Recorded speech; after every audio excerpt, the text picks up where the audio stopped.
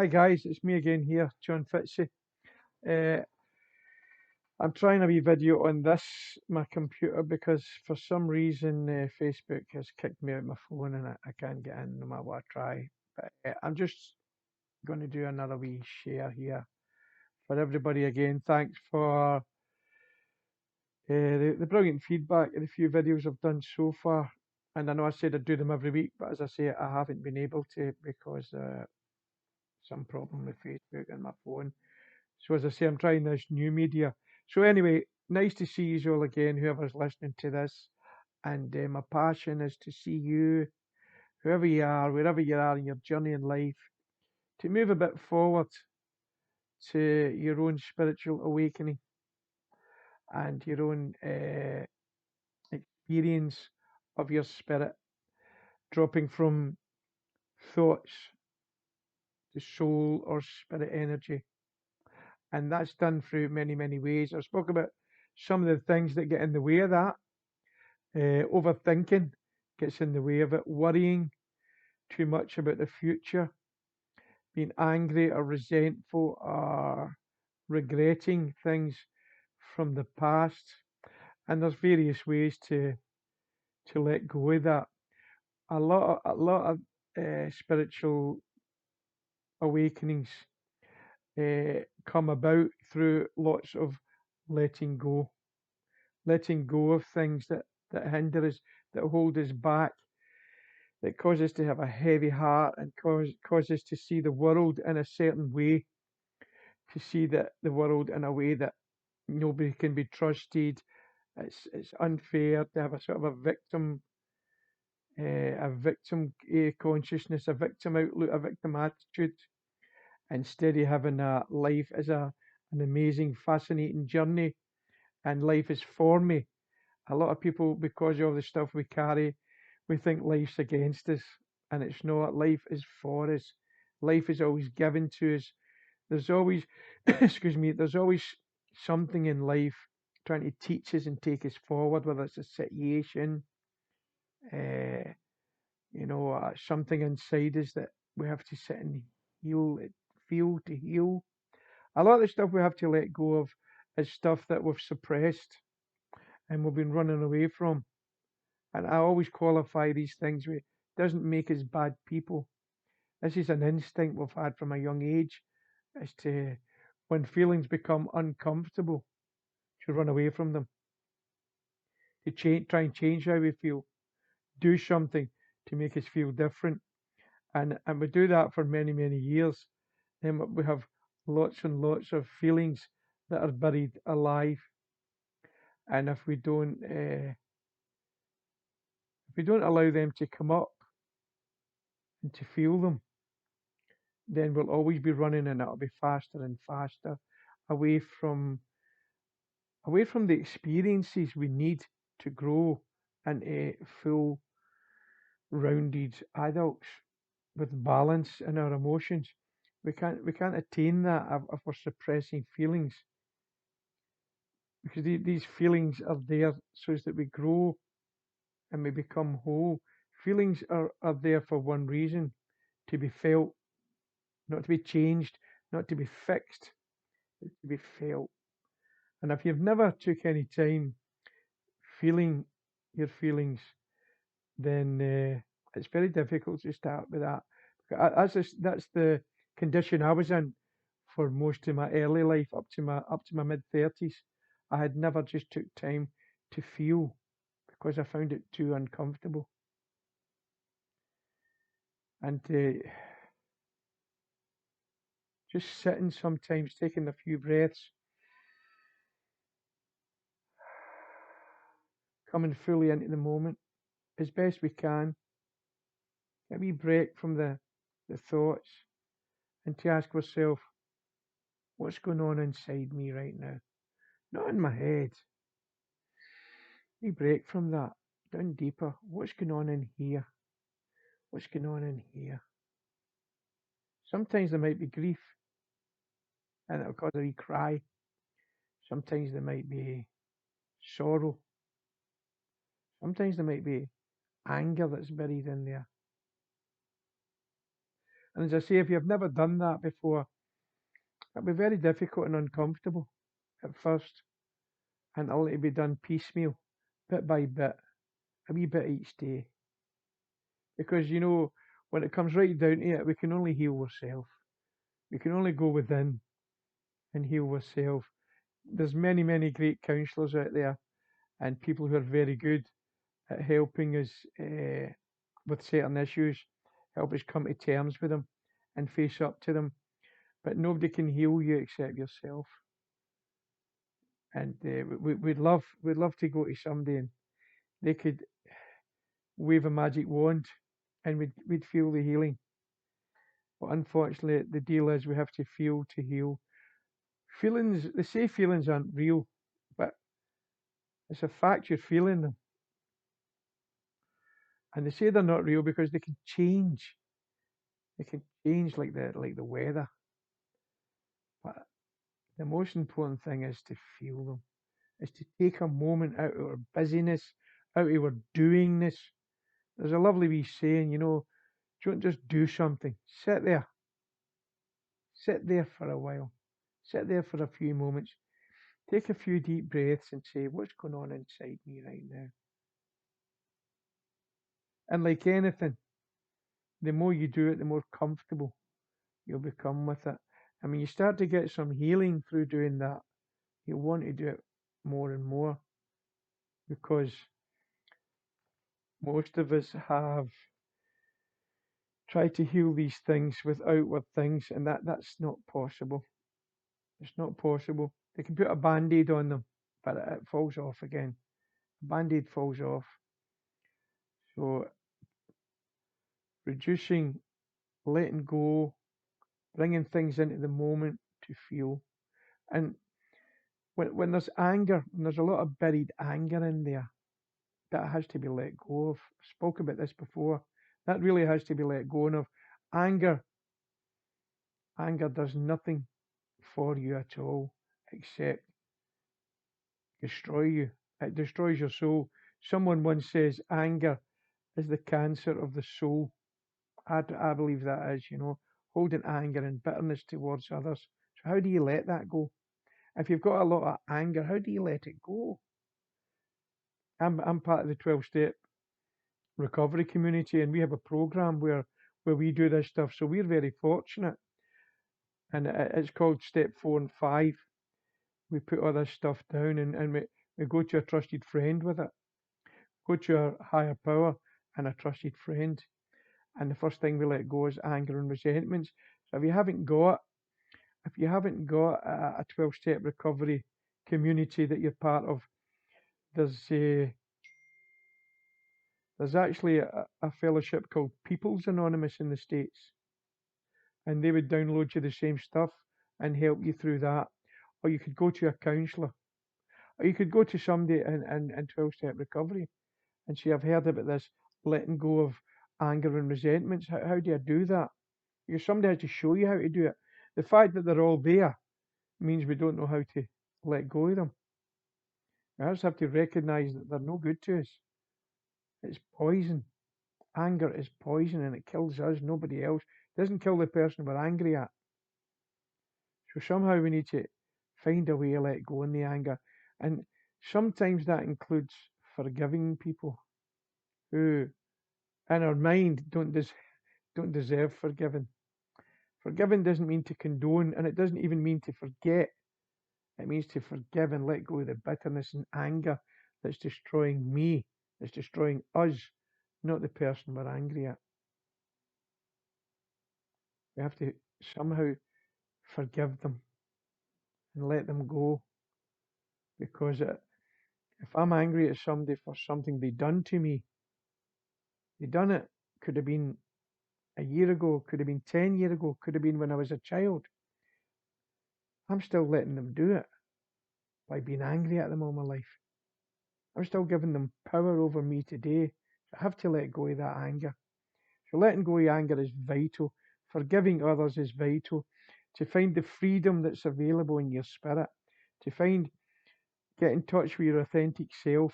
You can't really get in touch with your authentic self when you're harboring anger in your heart. and your mind. You just can't. It's not possible. So that's the first thing that has to go is anger. And then there's another thing we have to let go of. It's probably maybe equally as important, and that is guilt for the things we've done. And I suppose there's many ways to get rid of that guilt. Some people go straight to, if they've got any faith, they go to God and they ask for forgiveness and they experience forgiveness.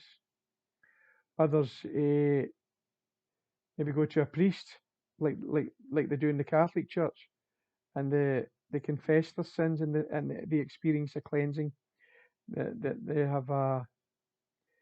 have a turning around, getting a fresh start. Getting it off their chest, writing it down, burning the stuff we've done, and learning to forgive ourselves, and going out with an attitude not to do these things again that caused all that guilt. As I say, there's loads of help with these things. The airwaves are full of people who can help you with this stuff. There's great literature and books. I'm starting a wee YouTube channel which I'm going to launch at the beginning of next year, and I'm going to put on there loads of recommendations of books and speakers and videos that have helped me in my journey, so that anybody can go in there who's getting it out of these videos and find out some of the tools that's helped me let go of anger and start to forgive myself and and get rid of that need. One of the great benefits, one of the many benefits, one of the untold amount of benefits of being spiritually awake is not having that need to please others, having the ability to say no without worrying or screwed up about that refusal means to somebody else, to let our yes be yes and our no be no, to mean what we say and say what we mean, and to not worry what other people think about us. That's one of the many freedoms that's available when you get in touch with your authentic self. Because all that stuff, worrying about what others think of you, and people pleasing is a term that quite a common term these days. I'm a people pleaser, I'm a control freak. Any of that stuff uh, comes from a lack of self-love and knowing who you really are. Knowing who you really are. You're not your name. You're not your. Probably repeating this from another video, but it's very worth repeating. A lot of things are worth repeating. This is definitely one of them. We're not. We're not our name, the family name we were given. We're not our past. We're not the job we do. We're not any of the roles we play in life. Father, son, you know, brother, or mother, sister, daughter. These are some of the roles we've been given, but they're not who we are at our core, at our essence. Who we are is much, much, much bigger and wider than that. These are just roles we play, and hopefully we become quite good at these roles. But deep, deep, deep, deep within us,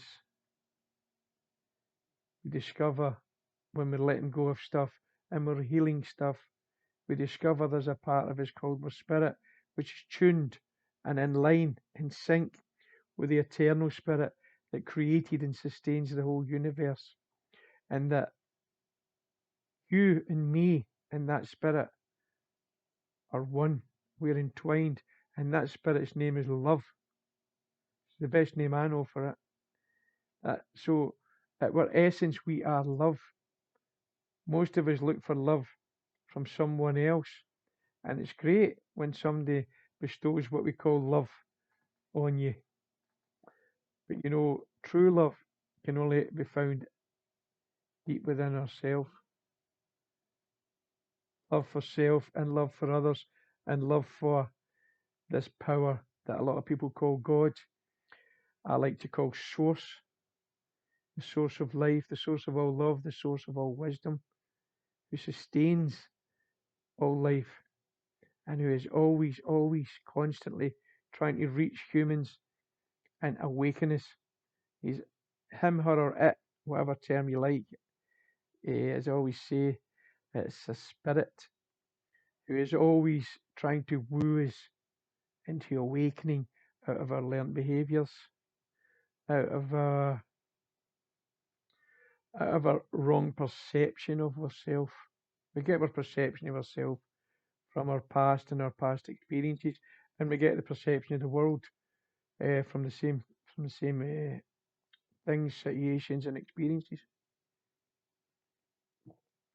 But when we start to awaken and start to heal, you get a different perspective of the world, the globe, the world, and all its systems, and all the egos clashing, all the unawakened people trying their best to run the world, but making a mess of it all constantly,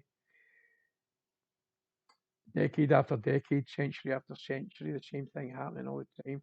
Never been a time when there's not been war. There's never been world peace. The food has never been shared out. Still, thousands of people starve to death every day. And I'm convinced today, because I get this knowledge from somewhere deeper, that the reason for that is most people are still running on empty spiritually. They're running on mind energy and from their ego and from their learnt behaviors and from this sense of needing to be right, needing power, needing somebody else to be wrong. You don't need any of that when you're centered and grounded in who you are. There's an old Hebrew ancient text that said we are made in the image and likeness of God. What does that mean? Could that be true? What would it even mean? God doesn't look like me. I hope no. What does it mean? It means the image of love, the image of peace, the image of wisdom, the image of light, the image of eternity, the ability to create, the ability to rationalize and think. That may be some of the image, yeah. I'm sure it's even much bigger than I could even comprehend or put into words. So I believe deep down in every man, woman, and child, there is that image of love and eternal spirit. And my passion will always be, as long as I'm breathing in this, as long as I'm living in this earthly tent we call a body, to help others see these truths for themselves. Ultimately, we believe our own experiences. That's what we believe. you know. And I speak from my experience. These things have been revealed to me, and I don't need anybody else to believe them. But I know if I can pass on some tips for you to discover them for yourself, that would be beautiful. And that's my passion. So that's what I'm going to keep doing. I'm going to keep doing my wee videos and spreading these truths for people to discover for themselves. So wherever you are, whoever you are, watching this video, my energy and my thoughts and my heart towards you is that this video and other ones that you watch, that I make and other people make, and books that you read and situations in your life are helping you to move to the next step, of your evolution with spiritual awakening. As a human race now, we have to evolve into spiritual beings. We have to learn to live from this place of love and not the duality that our mind causes. So that's my passion, and I hope this wee video's helped some of you and give you some comfort. A lot of people that are listening to this, you have all sorts of things in your life. I don't know where you are in your journey, what you're struggling with, but I'm sure you'll be struggling with something, because that's part of the human journey. So I wish you all the best, and I'll leave you with my wee catchphrase. When you let go of everything that isn't love, all you're left with is love. When you let go of everything that isn't love, all you're left with is love. So let's keep on letting go, and let's keep on evolving into the spirit of love. So until my next wee video, much love and God bless each and every one of you. Bye for now.